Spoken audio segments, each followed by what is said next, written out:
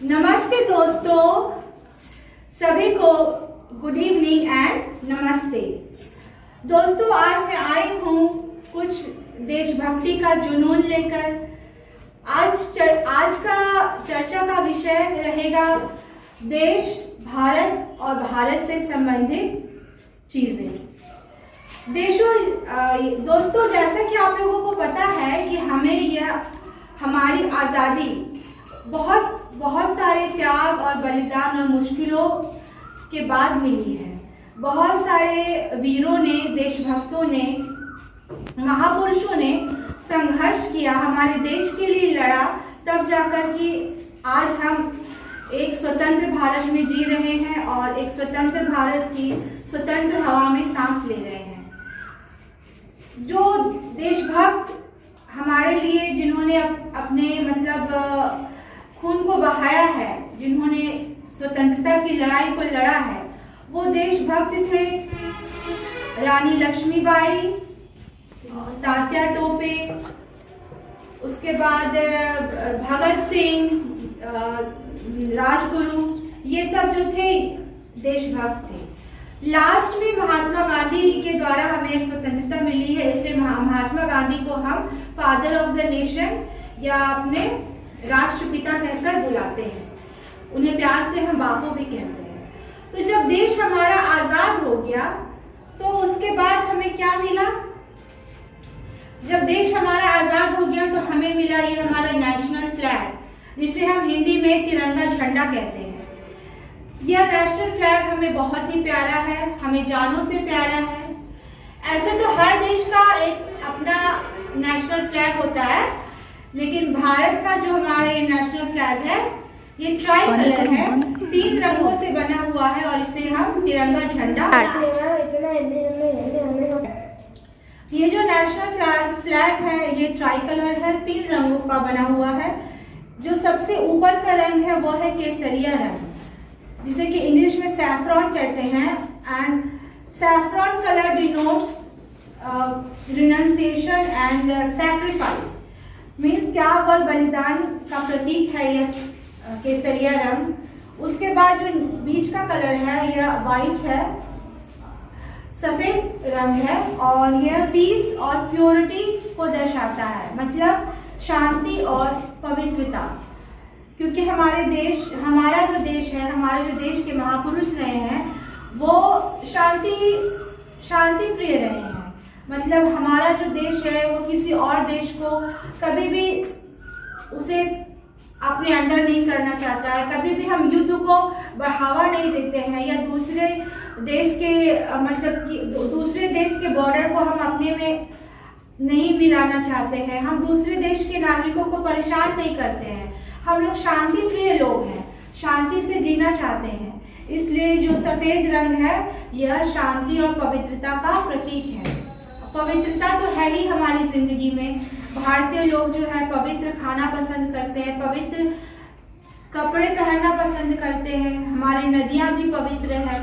हमारी जो नदियां हैं, गंगा, यमुना, हम उसे माँ मानते हैं, गंगा माँ मानते हैं और उसे पवित्र समझते हैं। हम उसमें नहा कर पूजा पाठ करते हैं।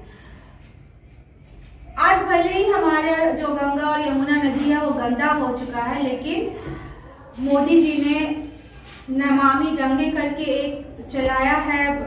ये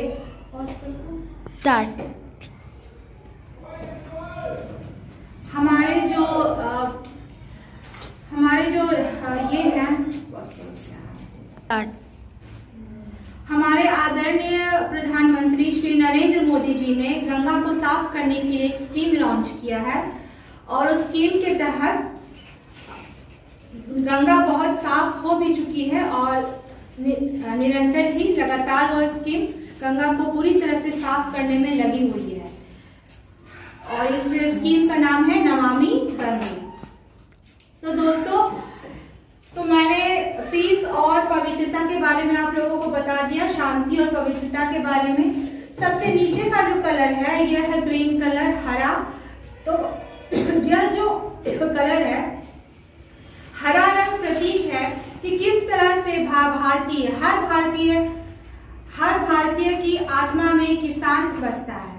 तो किस तरह से जो हर भारतीय है वो जमीन से, मिट्टी से और पेड़ पौधों से जुड़ा हुआ है, हरियाली से।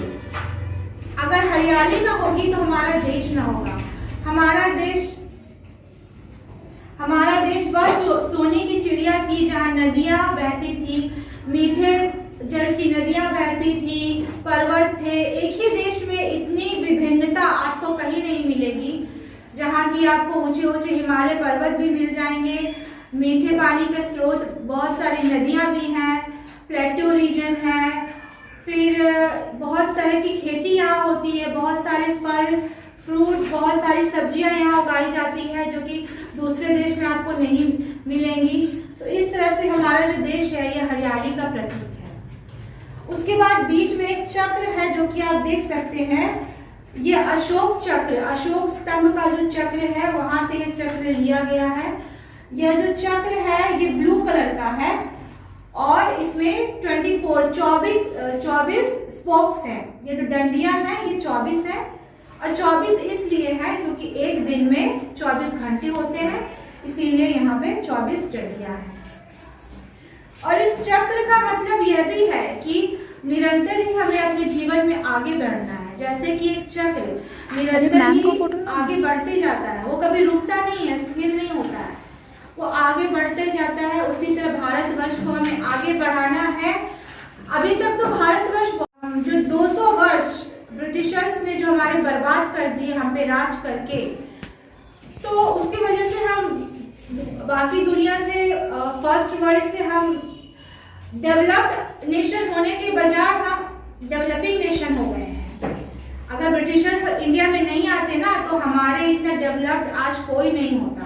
हम विश्व गुरु होते, सारी दुनिया हमारा कदम चूमती, लेकिन हम नहीं हो पाए क्योंकि अंग्रेजों ने हम पर 200 वर्ष राज किया और हमारी धरती को हमें गरीब कर दिया। हमारे यहाँ से सारे कीमती चीजें, मतलब कि हीरे जवाहरात सब कुछ लूट कर चले गए। हमारे मंदिरों को तोड़ फोड़ कर नाश कर दिया और हमें सिवाय गरीबी, बेहाली और बीमारी, इसके अलावा अंग्रेजों ने हमें और कुछ नहीं दिया।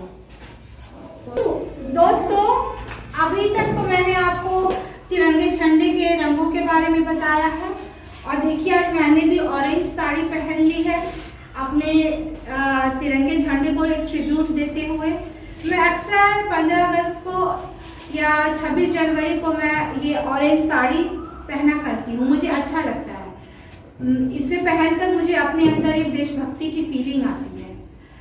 हमारा भी मन करता है दोस्तों कि ऐसे तो हम गृहिणी हैं, मैं एक टीचर हूँ और गृहिणी भी हूँ, घर का काम करती हूँ, खाना बनाती हूँ, बच्चों को पढ़ाती भी हूँ, लेकिन मन में एक थॉट आता है कि ऐसा मैं भी कुछ काम करूँ कि देश का अपना नाम करूँ, मरने से पहले अपने नाम को अमर करके जाऊँ, कुछ अच्छा काम करूँ। दोस्तों, जो लोग ऐसा सोचते हैं मेरे जैसा कि कुछ अच्छा करना चाहिए, देश का नाम करना चाहिए, सुनीता विलियम्स की तरह, जैसे कि सुनीता विलियम्स वहाँ मतलब कि अंतरिक्ष से लौट कर आई है, उसने भारत और नासा दोनों का ही नाम रोशन किया है।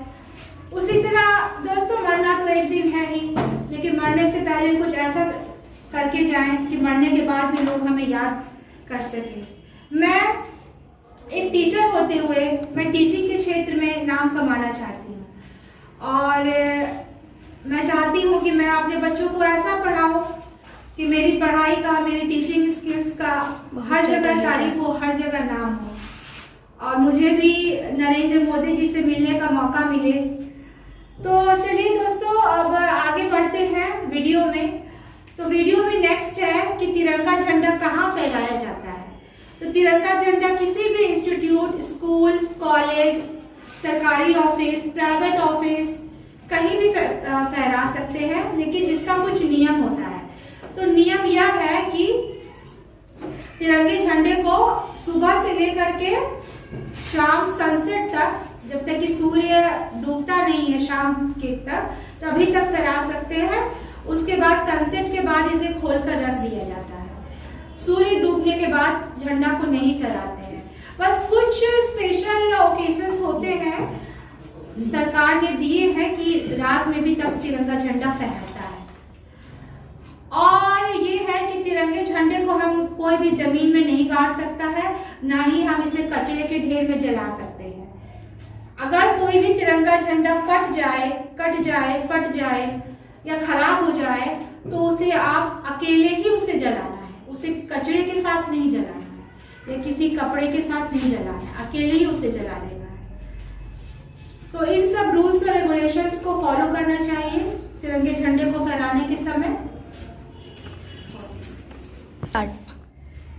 हम अपने तिरंगे झंडे को एज अ कॉस्ट्यूम भी पहन सकते हैं, लेकिन इस बात का ख्याल रखना है कि तिरंगे झंडे को कमर के ऊपर ही प्रिंट करके कपड़े में पहन सकते हैं। कमर के नीचे वाले भाग में हमें तिरंगे झंडे को नहीं पहनना है, मतलब पैजामा में, जीन्स में, ट्राउजर में हम तिरंगे झंडे को नहीं पहन सकते हैं। इस बात का हमेशा ख्याल रखेंगे। तो अब तो तिरंगे झंडे के बारे में मैंने सब कुछ बता ही दिया है ऑलमोस्ट, बट बस मैं लास्ट में बोलना चाहती हूँ कि we should respect our national flag, we should respect our country. और महापुरुषों ने जो त्याग और बलिदान किया है हमारे लिए, हमें उसका वैल्यू रखना चाहिए। आजकल की जो जनरेशन है ना, बहुत सारे बच्चों को मैंने देखा है कि वो महात्मा गांधी का मजाक उड़ाते हैं। मजाक उड़ाना तो बहुत आसान है, लेकिन अपने निजी जिंदगी की कुर्बानी देते हुए अपने देश के लिए कुछ करना, ये सबके बस की बात नहीं है। तो ऐसे जो महापुरुष थे हमारे, महात्मा गांधी, जिन्होंने, और सुभाष चंद्र बोस, रानी लक्ष्मीबाई, भगत सिंह जो कि सूली पर चढ़ गए थे। रानी लक्ष्मीबाई लड़ते लड़ते जब मतलब वो वीर गति को प्राप्त होने वाली थी तो उसने अपने शरीर को चिता के हवाले कर दिया, इसलिए क्योंकि वो चाहती थी कि उसका शरीर मरने के बाद भी अंग्रेजों तक ना पहुंचे। वो अपने शरीर को पवित्र रखना चाहती थी। तो महान बनना ना दोस्तों बहुत मुश्किल होता है, लेकिन मजाक उड़ाना ना बहुत आसान होता है। इसलिए मेरे न्यू जनरेशन भी जो है उससे रिक्वेस्ट है कि प्लीज अपने महापुरुषों का मजाक नहीं उड़ाएं और महात्मा गांधी का भी मजाक नहीं उड़ाएं। अगर महात्मा गांधी नहीं होते तो हमारा देश पता नहीं किस दिशा में चला जाता और भी पता नहीं क्या क्या बुरा होता हमारे देश के साथ। Okay friends, thank you. Last में मैं ये नेशनल एंथम भी गाऊंगी, और जब तिरंगा झंडा हमने लगाया है तो नेशनल एंथम भी गाना चाहिए। ओके दोस्तों, थैंक यू। अधिनायक जय हे।